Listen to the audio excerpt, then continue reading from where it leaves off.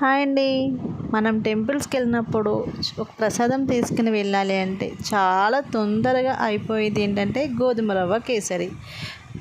ఇంకా టేస్ట్ కూడా చాలా బాగుంటుంది. చూస్తూనే నోరుతుంది కదండి. ఎలా చేయాలనేది ఒకసారి వీడియోలోకి వెళ్ళి చూసేద్దామా. ఈ కేసరి చేయడానికి ఫస్ట్ మనం ఏ కప్పుతో అయితే రవ్వ తీసుకుంటామో ఆ కప్పుతోటి 4 గ్లాసులు వాటర్ అయితే తీసుకుని ఈ వాటర్ని బాగా స్టవ్ మీద పెట్టుకుని బాగా మసలనిద్దాము. సో ఈ విధంగా మసులుతూ ఉంటుంటే మీడియం లెవెల్లో పెట్టుకుని పక్కన ఇంకొక కళాయి పెట్టుకుని 1/2 కప్పు ఆయిల్ యాడ్ చేసుకున్నానండి. దీంట్లోకి డ్రై ఫ్రూట్స్ని యాడ్ చేసుకుని బాగా వేయించుకున్నాను. జీడిపప్పు కూడా వేసుకుంటే ఇంకా బాగుంటుంది, నేనైతే వేయలేదు. సో ఇలా బాదం కిస్మిస్ వేయించుకుని పక్కన తీసుకున్నాను.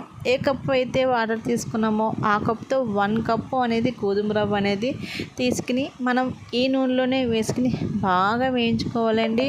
టేస్ట్ అనేది ఇక్కడే ఉంటుంది. రవ్వ ఎంత వేగితే అంత టేస్ట్ వస్తుందండి ఈ స్వీట్కి, లేదంటే పచ్చివాసన కింద ఉంటుంది. సో ఇలా 10-15 నిమిషాల వరకు ఈ రవ్వని ఇలా వేయిస్తూ ఉండాలి. ఇలా వేగిన తర్వాత మనం పక్కన మరిగించుకుంటున్న వాటర్ ఉంది కదండి, ఆ వాటర్ మొత్తం తీసుకొచ్చి ఈ రవ్వలో యాడ్ చేసుకుని కలుపుతూ ఉండాలి. ఇది మాత్రం కలపడం అనేది ఆ పొద్దు దగ్గరికి అయ్యేంత వరకు కలుపుతూనే ఉండాలండి. ఎందుకంటే అలా ఆఫ్ చేసి పక్కన పెట్టినా మూత పెట్టినా ఉండలు కట్టేస్తుందండి. అలా దగ్గరికి అయ్యేంత వరకు కలుపుకున్న తర్వాత మనం ఆరెంజ్ కలర్, ఫుడ్ కలర్, కొంచెం ఆయిల్ కూడా యాడ్ చేసుకుని ఈ ఫుడ్ కలర్ అనేది మొత్తం అంతా మిక్స్ అయ్యేంత వరకు మొత్తం ఒకసారి బాగా కలుపుకుందామండి. సో దీంట్లోకి ఏ కప్పుతో అయితే రవ్వ తీసుకున్నామో అదే కప్పుతో నేను షుగర్ తీసుకున్నాను. కానీ మొత్తం అయితే వేయలేదు, కొంచెం ఎల్తిగా అయితే చేసాను. ఒక 1/2 కప్పు నెయ్యి కూడా వేసానండి. సో ఇది మొత్తం దగ్గరికి అయ్యేంత వరకు ఇలా మిక్స్ చేసుకుంటూ ఉండాలి.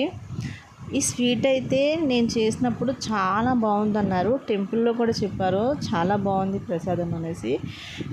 ఇలా మొత్తం కలుపుకున్న తర్వాత లాస్ట్లో దీంట్లో డ్రై ఫ్రూట్స్ యాడ్ చేసుకుని సో ప్రసాదం అనేది రెడీ అయిపోయింది.